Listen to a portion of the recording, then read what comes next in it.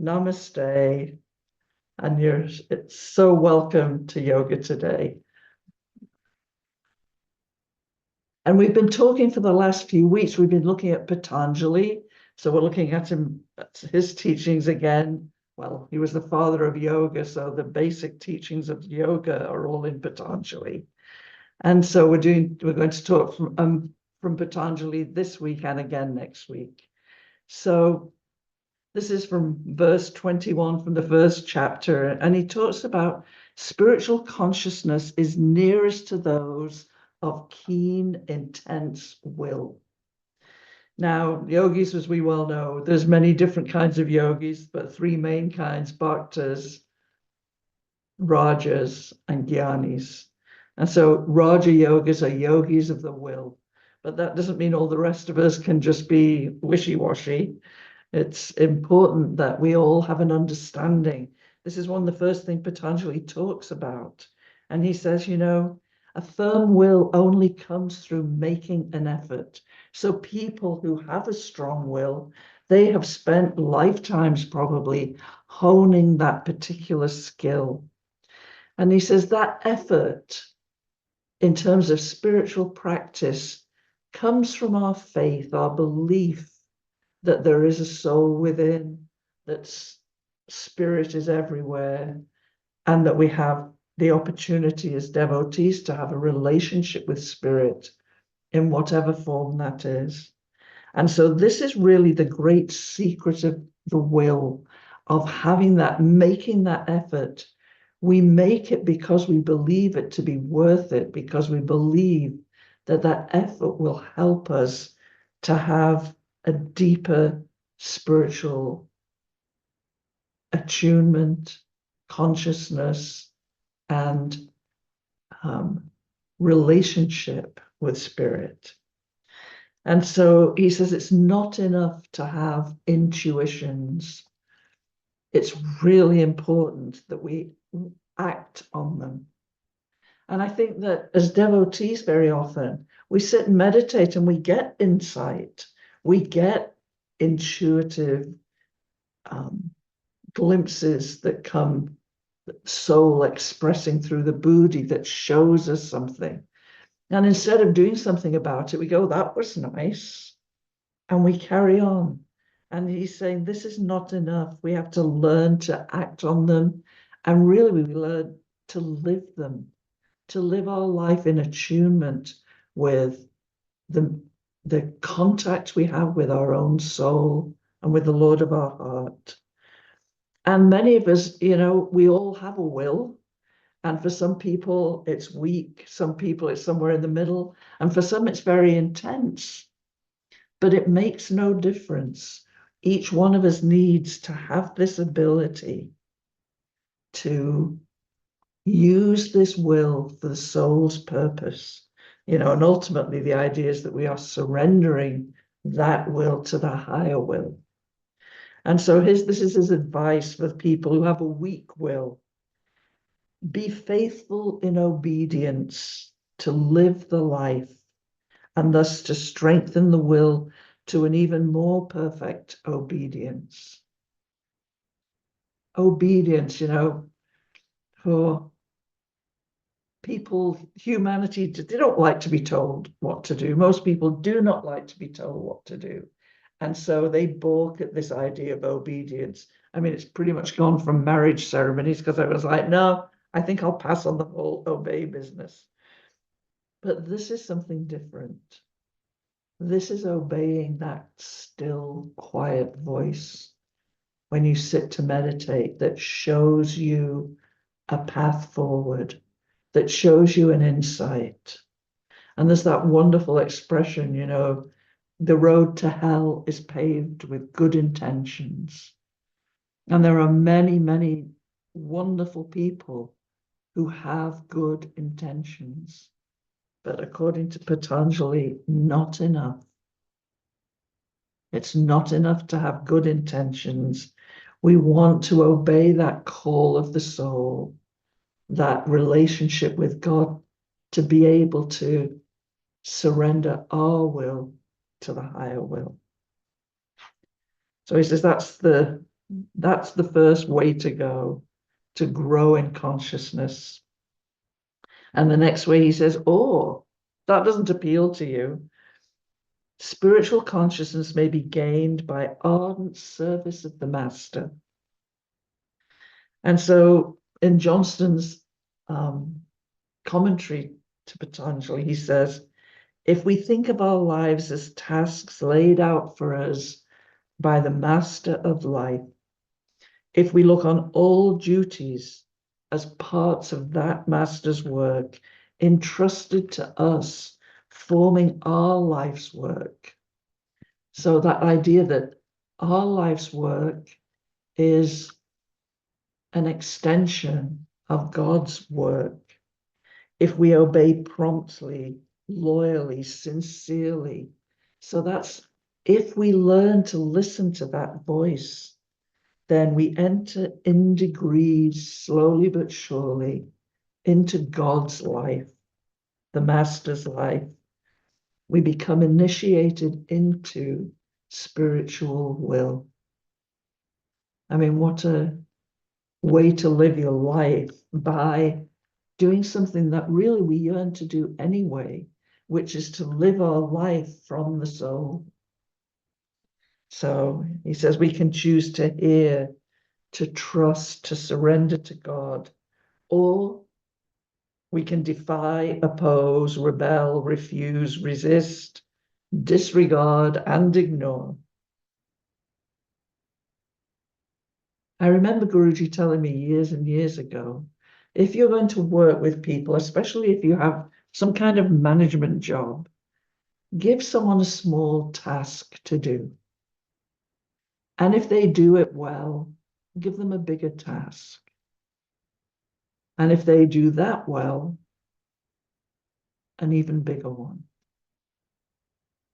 And so yogis would say it's the same with God. It's the same with our relationship with spirit.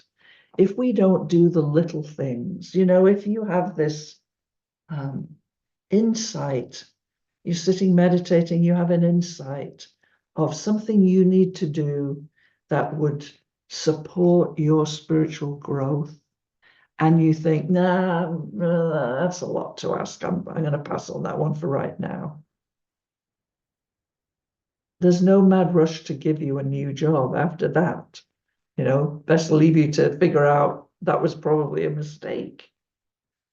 And so it's this idea that when we have these insights, let's do something about them, whether we do it by this effort of will or if we do it as service to the Lord of our hearts.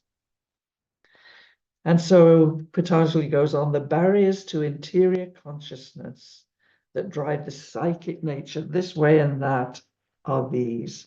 So I love it. He's given, this is the problem. He's going to tell us exactly what the things are that stand in our way. And I thought we would just spend a few minutes just on each one, or a minute on each one. And the first one is sickness. And Johnston makes the distinction. He says, sickness is included because of its effect on the mind and emotions. It very often has a negative effect on the minds and emotions. He says, sickness is different from other kinds of impairment. He says, maybe you have other problems. And he said, they don't have that same impact. And he said, sometimes, someone who has a hearing problem or a blindness or something like that, he says, sometimes it's an asset on the spiritual path rather than a detraction. He says, but sometimes with us, when we're sick, the mind and the emotions get into such a turmoil that they take up all of our effort and energy. So maybe just taking a minute and closing our eyes and just think, what happens to your consciousness when you're under the weather? We've all been through COVID and all kinds of colds and flus and things. Do we maintain spiritual consciousness of any kind? Or are we totally preoccupied with our thoughts and feelings associated with being sick.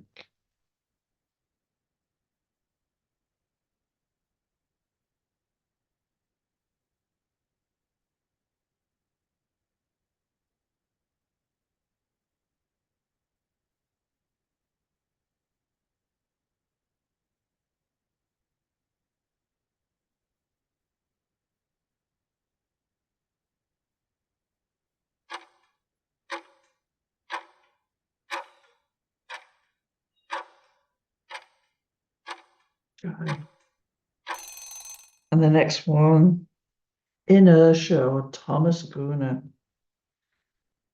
It's such a hard thing that it just drives the mind and heart this way and that. Our thoughts and feelings are preoccupied, you know.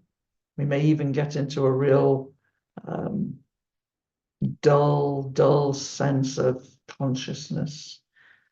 So looking at that inertia, that Thomas Guna, that causes us to sit when our soul is yearning to express through us. It's there and ready and willing, but we are not.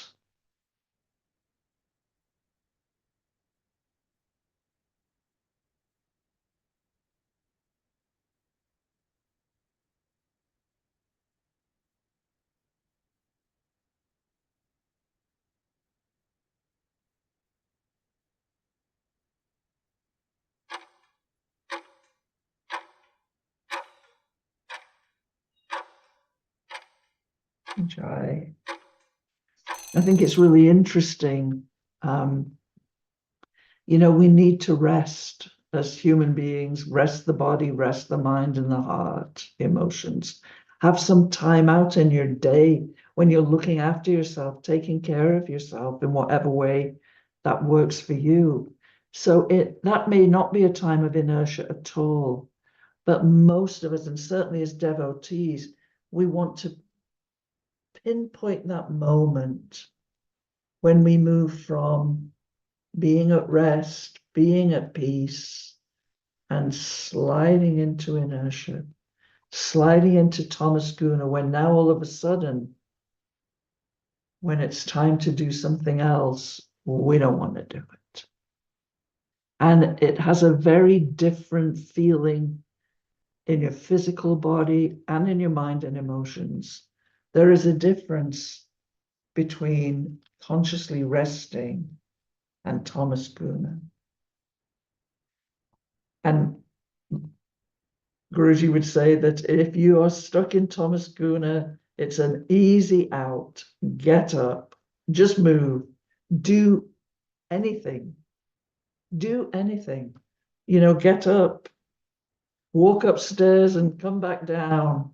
Whatever you need to do, go get a glass of water, go wipe the counters in the kitchen, anything. Do something that moves your body and it's like moving out of the rut. When a car gets stuck in the mud and it's stuck and it's not going anywhere, and along come people and they push it, and then all of a sudden you're out of the mud and you're ready and you're off again. That's all we need. We need that boom, how to get out of that inertia. And the next one is doubt. Oh, when we stop trusting, when we stop having faith, and we doubt that the spiritual path is real, that we doubt that if we do this, it'll make a difference. But I think one of the most wonderful things we have is that we have examples in our lives of people who have chosen to do the work, to look at these things and go, I choose faith. I choose the spiritual path. Yes, I have doubts, but I'm going to put them aside. So just looking at any doubts we might have.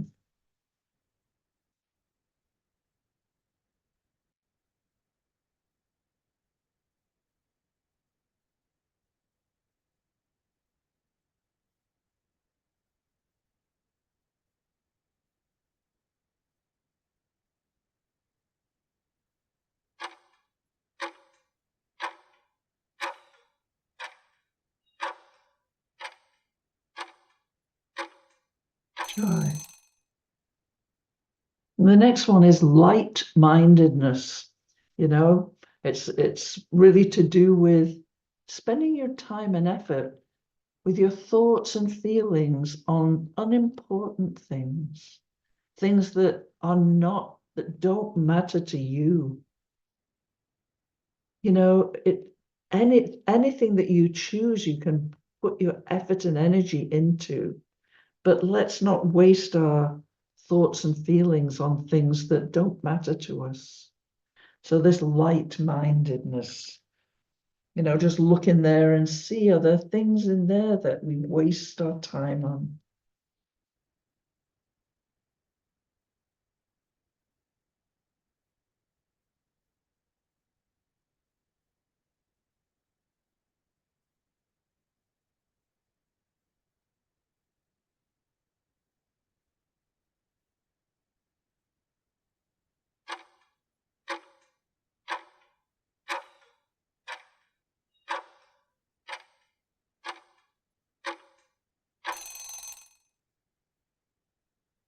Try.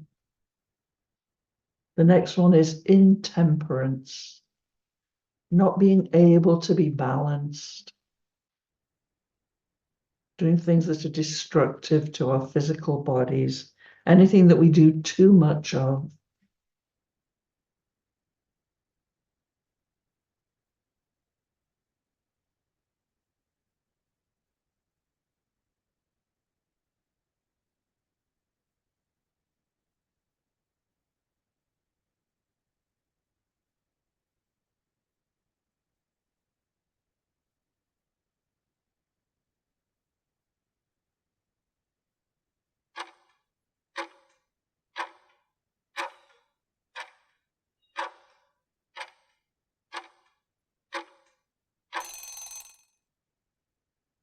I,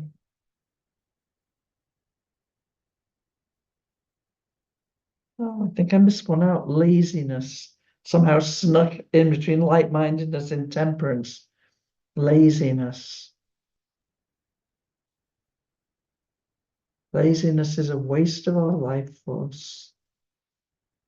Rest or do something.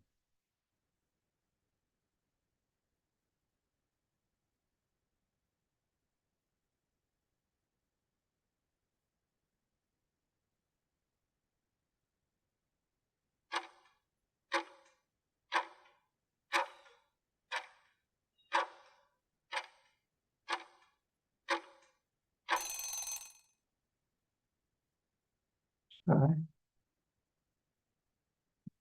The next one is false notions. You know, when you think about it, there are things you thought as a young person, as a child, as a teenager, in our 20s and 30s as we're growing up, that we realize now as we look back, oh, I didn't understand that. I had a completely false view of what was going on there. And in a way, as we get older, more and more things fall into that category. And yogis would say, why are you spending so much of your time caught up in these false notions? Things are not real. So just having a look in there, very often our opinion of things is a false notion. Much better to have an open mind and heart than to have a strong opinion based on not much.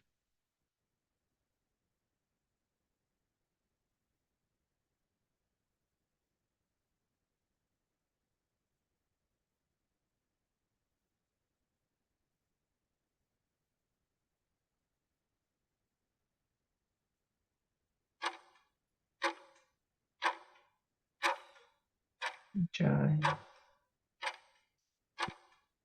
And then two that go hand in hand, the inability to reach a state of meditation, or having reached it, to be able to stay in it. Patanjali and Johnston says, or to hold it, to hold that state. And I think, first of all, we have to come to our meditation place. The inertia and laziness and the intemperance, the sort of things that stop us from even making that choice. And then when you realize this is what my soul, this is what my true self wants more than anything, is this time sitting, attuning with God. And so you sit, and then the mind is just, don't know why you're bothering doing this, you're not any good at it, blah, blah, whatever your mind has to offer, or, oh, I don't feel so good, it's a bit too hard today. Whatever it is that the mind and emotions throw at us to make us disbelieve that sitting quietly, calming the breath, the mind and emotions, opening your heart to spirit is worth it. And it takes courage, it takes strong will to sit there and painstakingly let go of those feelings, those thoughts.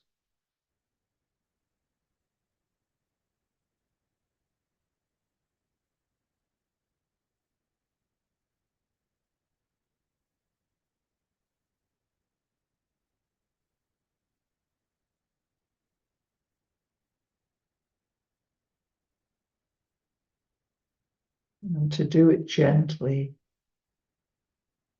not forcing it, but with the faith that by God's grace,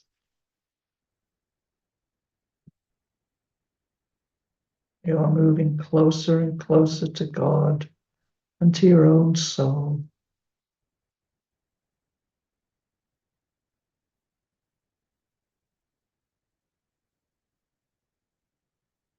Aye. And then when the ego jumps up and says, right, you've done enough now, to ask God, is he done with you today in this meditation? Is it the ego that wants to jump up? And very often, the soul doesn't want you to jump up. The soul wants you to gently reorientate yourself into the physical world and move gently into the next thing you're doing. So what we're wanting to do is to peel back these layers that are preventing us from centering in the soul. We're just going to mention three more things that Patanjali mentions. He says grieving, despondency, and bodily restlessness, the drawing in and sending out of the breath, also contribute to this psychic nature's to and fro. And you could probably say that there's many things in life, but this is what Patanjali chose to talk about, grieving. You know, grieving is a natural process, but you want to have at the same time room in your heart for God's consoling, healing love, and be open to sensing the truth of loss and the magnificence of love across life and death. And then despondency, that feeling that it's all too much, too hard. The Divine Mother, Durga, Kali, stand beside you. No need for despondency.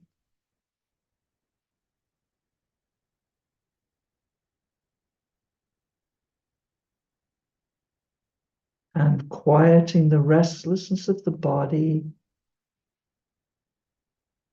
brings us a long way towards true stillness.